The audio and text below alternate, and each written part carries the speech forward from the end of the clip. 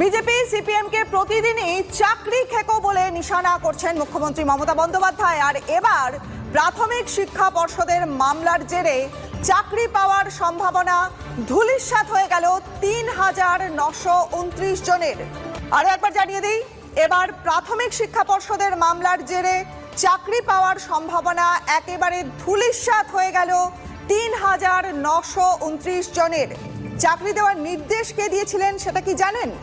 যাকে বারবার নিশানা করলো তৃণমূল, সেই প্রাক্তন বিচারপতি গাঙ্গুলি।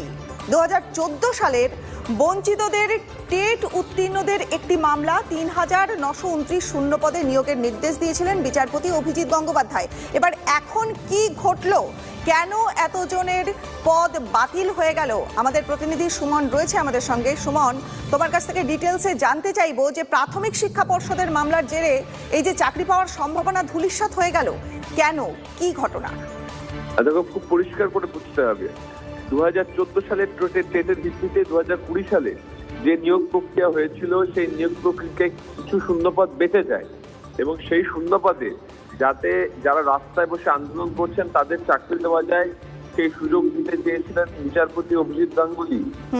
কলকাতা হাইকোর্টের এই সিঙ্গেল বেঞ্চের নির্দেশকে তখন আফোল্ড করে ডিভিশন বেঞ্চ পর্ষদ সুপ্রিম কোর্টে এই সিদ্ধান্তের বিরোধিতা করে যায় এবং সেখানে সুপ্রিম কোর্ট ডিভিশন বেঞ্চের এই নির্দেশকে খারিজ করে দিয়েছে। অর্থাৎ ৩,৯২৯ শূন্য পদে আন্দোলনরতদের চাকরি হওয়ার যে সুযোগ তৈরি হচ্ছিল, সেই সুযোগ কিন্তু আর রইল না।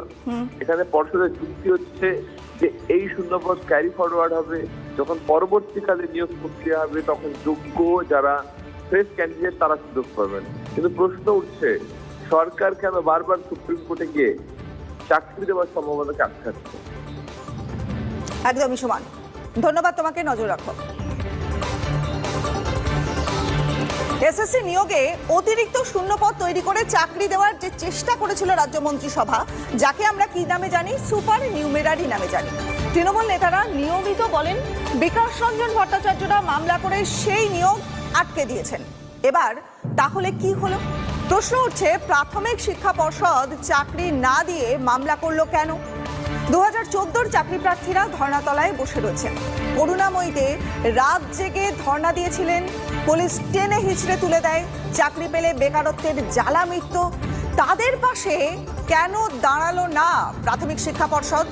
উল্টে অভিজিৎ গাঙ্গুলিকে খোঁচা দিয়ে এক্স হ্যান্ডেলে শিক্ষামন্ত্রী ব্রাত্য বসু পোস্ট করেছেন, সিঙ্গেল বেঞ্চের রায় বাতিল করে রাজ্য সরকারকে অবস্থানকেই মান্যতা দিয়েছে সুপ্রিম কোর্ট। অশুভ উদ্দেশ্যের পরাজয় পোস্ট ব্রাত্য বসু। চাকরি দেওয়ার নির্দেশ অশুভ উদ্দেশ্য, প্রশ্ন তুলছেন বঞ্চিত চাকরি প্রার্থীরা।